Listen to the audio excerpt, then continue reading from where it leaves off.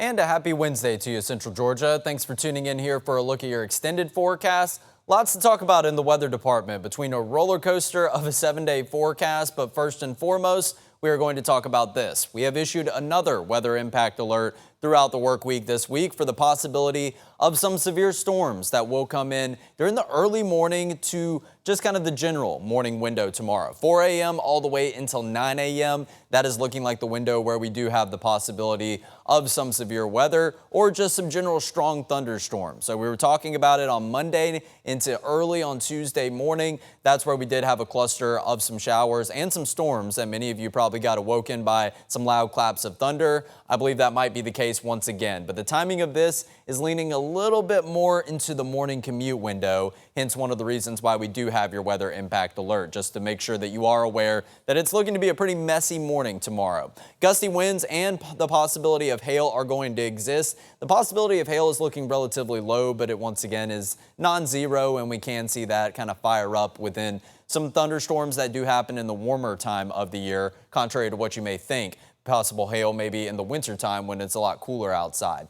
But nonetheless, we are going to continue to keep an eye out for the possibility of a brief spin-up tornado as well. I think the main impact that we're really going to be concerned with, which are gusty winds, that's the one thing that we will continue to keep a close eye on tomorrow morning, because they can have just as damaging impacts as maybe a brief spin-up tornado. The winds don't have to be rotating in order to cause some damage. Gusty winds, straight line winds up to 50, maybe even 60 miles per hour can definitely down some things like trees, and those trees can down power lines and such. So we will be on the lookout for any possible impacts with those.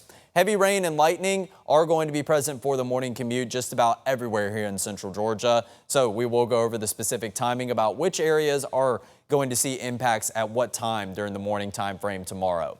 So 3 days in a row for the month of March, the 8th, 9th, and 10th now that we have recorded some rainfall, with the most of it being recorded really early in the morning on Tuesday as of yesterday. That was because of those overnight showers and thunderstorms that came through, mainly Monday night, but more so into just past the midnight hour on Tuesday. In total, we have just over a ½ inch of rainfall for the month of March, and what we need for average for the month of March is going to be around 4 3/4 inches of rain. But at least that total on the 10th did put us back up a little bit higher into the dry category, as we were flirting with very dry territory. And I imagine that getting some more beneficial rainfall with this frontal boundary early tomorrow morning is going to send us maybe hopefully back into that near normal category for the month of March. So the main headlines: staying warm and dry for one more day today. Continue to soak up that sunshine and those temperatures in the 80s. It is looking like the last time our temperatures will be settling in the 80s for the foreseeable future. So rain and storms tomorrow during the morning, and then we are going to have a cooler finish to the week after the frontal boundary does move through. It is going to usher in a cooler and a drier air mass as we kickstart the weekend. And as we go into next week, we are looking at another frontal boundary to have those same implications that the first one will have tomorrow. Here's a walk around the quad. Mostly blue sky, but we can spot some higher level clouds, those thin, wispy cirrus clouds. Down here at the Georgia National Fairgrounds, looks like a pretty fun site. They might be getting set up for some kind of expo down there, I do believe is what I saw on the calendar, but they actually have 1 or 2 fair vendors out there. I could definitely go for some fair food right now here at the 11 a.m. hour.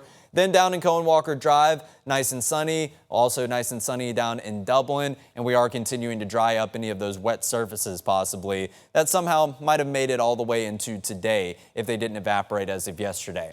So here's a look at your current temperature map, which we are also continuing to watch over to the west, because this is going to be where our cold front is situated. Much colder air behind it, and you can see a warmer air mass nestled over here in the eastern United States. But it's more so a story of widespread green, and that's going to be because of some widespread cloud cover and some rain-cooled air across areas like Little Rock, Godin, Dallas, maybe not quite down into the Houston area, but this does extend back up into areas like Tennessee, Kentucky, all the way up into Indiana, Ohio, and down here in the southeast United States.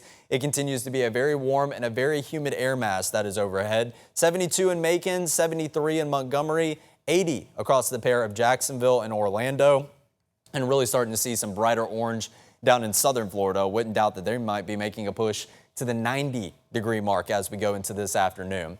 But across the state of Georgia, it does look like mainly in the 70s, but 80 already in Savannah, 66 a little bit cooler in Albany. I imagine that's attributed to maybe some thicker cloud cover blocking some sunshine, but 66, I think that's actually the coolest temperature that we see all across South Carolina, Alabama, into Mississippi, northern Florida, and of course in the state of Georgia. 72 in Macon, that gets a whole lot warmer as you make your way down I-16 and go to that 77 in Vidalia. So a good mix of the low and the mid 70s. We're still holding on to a few upper 60s like Albany down to the southwest, and that does give me a good indication that there probably is a good cluster of some relatively thicker cloud cover down in southwest central Georgia. 68 in Americus and Montezuma, 69 in Unadilla and Cordele, and all the way up to Crawford County and Roberta.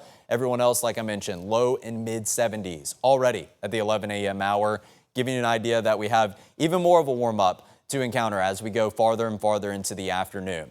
Now we are also watching the winds pick up a little bit. Sustained winds all the way up to 10, maybe even 13 miles per hour. And those winds are going to be gustier and gustier as we head into the next couple of hours this afternoon. And they're out of the southwest, so we are just continuing to keep this slightly humid air mass in place. And along with that, some warmer temperatures that we are propelling and kind of dragging from the farther down to the southwest and the northern Gulf, and that is going to continue to crowd the southeast, kind of prime the atmosphere for those widespread rain chances ahead of the frontal boundary approaching tomorrow. So not seeing too much cloud cover down here, but it might be a little bit thicker in nature. Nonetheless, satellite imagery is mostly clear, and as we take a look at Georgia as a whole, the satellite imagery does show more cloud cover farther up to the north, but we can start to get an image of the system that will be impacting us tomorrow, and that's all the way up along the Mississippi River right now, moving into the Memphis area over in western Tennessee. If I were to zoom out a little bit more, we get a better picture of that frontal boundary getting closer and closer, but still going to take its time in order of getting here, and we're not going to have to worry about impacts for the rest of your Wednesday.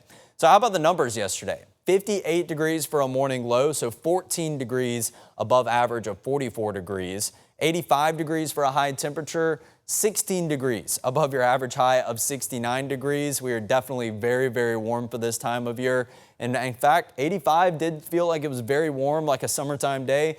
But in fact, we have hit 90 degrees before yesterday, back in 1974. 19 degrees, not getting anywhere close to that record low temperature once again. But that half an inch of rainfall actually did put a little bit of a dent in your year departure. I think we were minus 3.7 yesterday, and now we are minus 3.43. So a little bit of improvement, and hopefully we can get maybe about an inch of rainfall out of this next front that does come through to maybe put more of a substantial dent in that year departure that continues to be in the negative category for 2026. You have sunrise yesterday, 7:51, sunset at 7:39 p.m. And once again, we'll continue to look out for these dates in the near future. First is going to be St. Patrick's Day, because that's going to mark the first day that we will have in 2026 where there's more daylight as opposed to nighttime. So just over 12 hours of daylight, 12 hours and 1 minute to be exact. And that also means that your sunrise is going to be pretty much the same time, or the sunset is going to be just about 12 hours after when the sun is going to rise, of course. So when the sun rises at 7:42, 7:42 is roughly going to be the time that the sun does set later on into the afternoon and evening. Then April 9th, that's going to be our first 8 p.m. sunset that we do have in the near future. And that is going to be during daylight saving time, of course, and that sunset will continue to get later and later and later. It'll make a push to 9 o'clock before we enter that longest day of the year in terms of hours of daylight for the summer solstice. So for the month of March, no secret it's been a warm start, and yesterday just continues to add to all of the warm 80s that we have seen recently over the last 6 days in your forecast. One day has not been to the 80-degree mark, and I do believe Sunday we were having some sensor issues in order of recording our high temperature. So 85 is the warmest we've been in the month of March, marking 9 out of 10 days we have been above average. Go ahead and make that 10 out of 11 days, because our numbers are already above average here at the 11 a.m. hour. And this is going to be the last day that we are going to continue the stretch of some unseasonably warm weather. 86 for a high temperature today, somewhere in the neighborhood of around 17 degrees above average. But we are going to notice an uptick in the breeze, like I was talking about, as we head later into the afternoon. Still going to be out of the southwest, but occasional gusts will get up to around 25 miles per hour. And then mostly sunny skies are also what you're pairing up with those very warm temperatures. I still think it's going to be a great afternoon to spend some time outdoors and I would soak it up while it does last. Not to say that our temperatures are going to be too chilly for anything in the way of outdoor plans. They're just going to be a little bit cooler than we remember. And like I mentioned, it's been a prolonged stretch of the 80s, so it is going to feel maybe a little bit cooler than what the actual temperatures say, just given that we have become kind of accustomed to seeing temperatures above the 80s and the low or the mid 80s like this meteogram does have us topping out at. Once again, 4, 5, and 6 o'clock. That's the window that we are going to see our warmest temperatures from now on, not necessarily 2, 3, and 4 o'clock. We're actually going to continue the warm up because we now have an extra hour of daylight as we head into the evening hours each and every day. But it does give me a good reminder of this as well. Crazy that I have to pull this graphic up already, but 85 degrees. That's already starting to get into the territory where your concrete and your asphalt temperatures are getting above the triple digits. 105 degrees is what the concrete could be temperature-wise later this afternoon. And the asphalt, of course, it is of a darker color, so it's going to absorb more heat than the lighter color of concrete. That is going to be even warmer, roughly 130 degrees that we could see across some of those road temperatures later on this afternoon. Make sure you are taking care of your pets, not taking them on too prolonged of a walk, or if you are walking them, make sure that you're trying to get them in some grassy areas, maybe some areas of some pine straw, or give them some little booties to provide some insulation from those very, very hot surfaces. So taking a look at your surface map now, let's go ahead and break down your weather impact alert. It's all going to be caused by a cold front making its entrance down into the south and the southeast. It's attached to this low pressure center that is centered all the way up into Michigan right now, right there kind of on the corner of Michigan and Indiana. We actually saw some very devastating tornadoes up in northern Illinois into northern Indiana that even had some hailstones associated with that supercell of 5 inches in diameter. I think we've seen some hail signatures of 2 inches down here in central Georgia, and we talk about that like it is very massive, but obviously that blows it out of the water. It was looking like about the size of a grapefruit, a lot of the photos that I have seen. So that's giving you an indication of what this storm system has done so far, but these areas were in a level 3 out of 5 risk as of last night, and we are going to continue to watch areas be impacted all throughout the rest of today as we're now seeing those warmer temperatures, and we are starting to see more widespread rain out ahead of this frontal boundary that will continue to push down to the south and the southeast.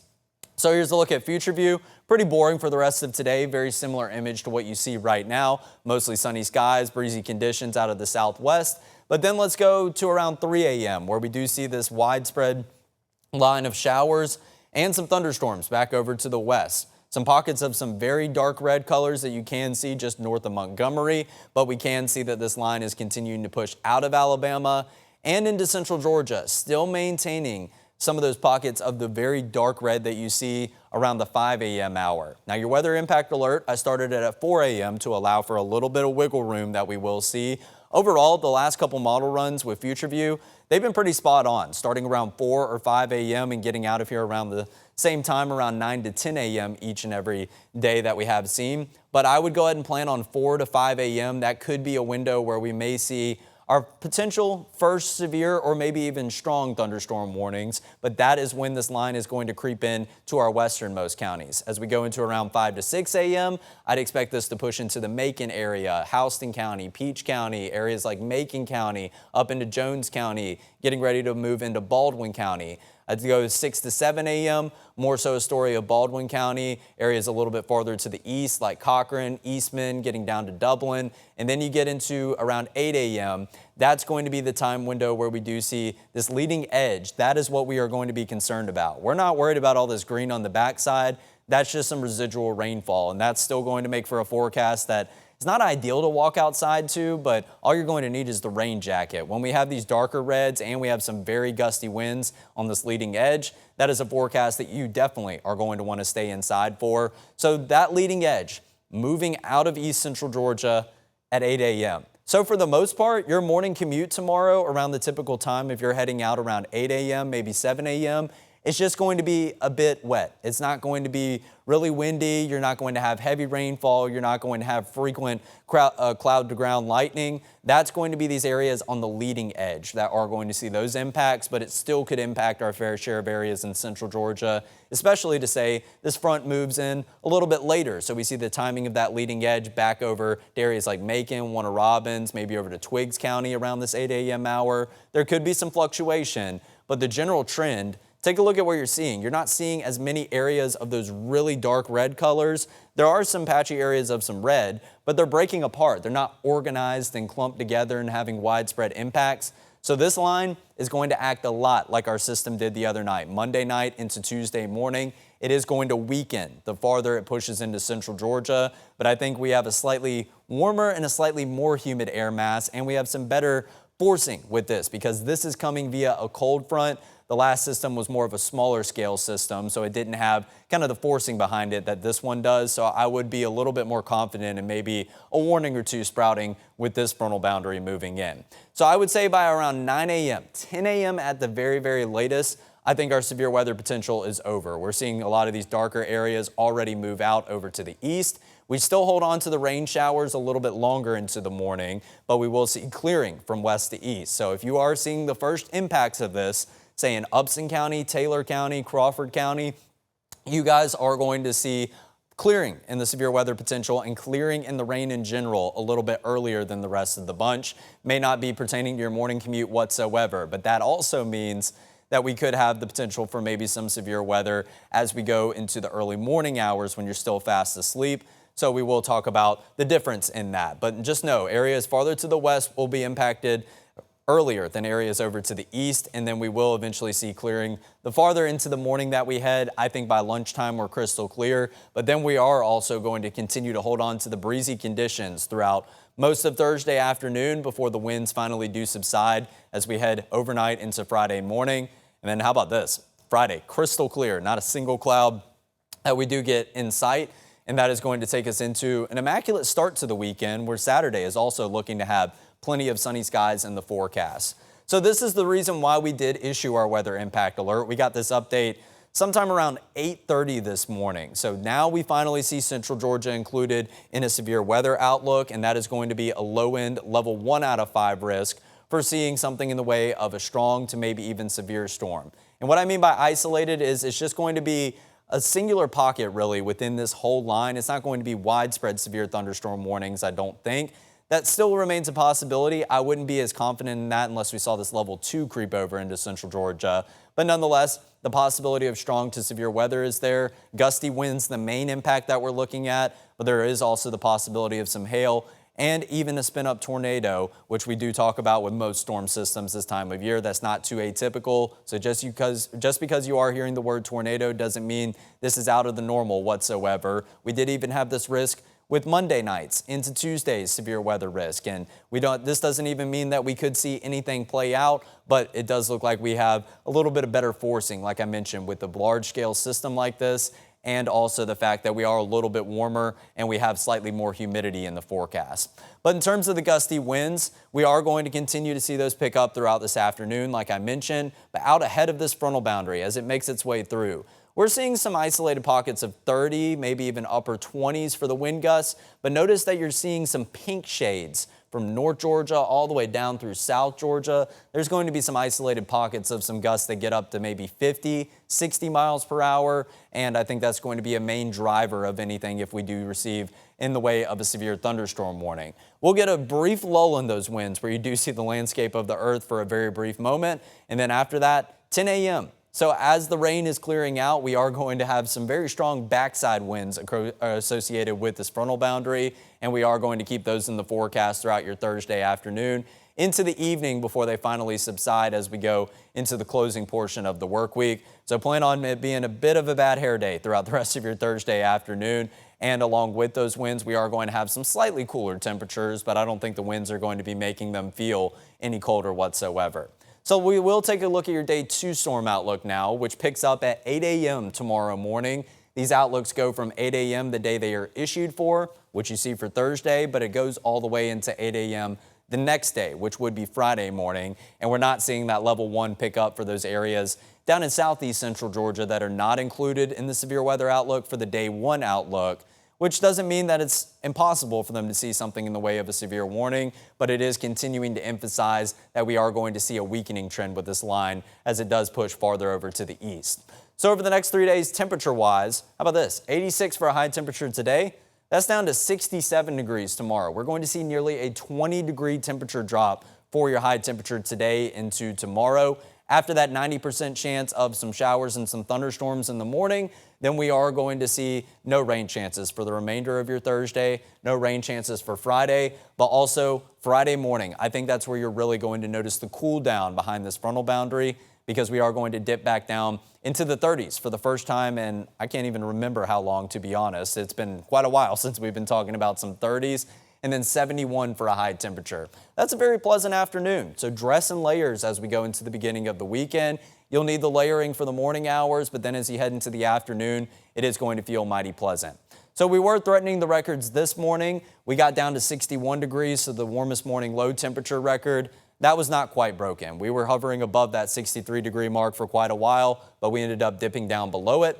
Record high temperature is in jeopardy. 86 is where the record stands for 70 years. 1955 was the last time we hit 86 for today, and I am forecasting another high temperature that will match that record at 86 degrees. Here's a look at your future view rainfall. Totals up to maybe about a quarter of an inch, half an inch, maybe some isolated pockets that get closer to an inch. All in all, it's not too substantial in the way of rain, but it is going to be something to continue to add to those totals that we got as of earlier this week.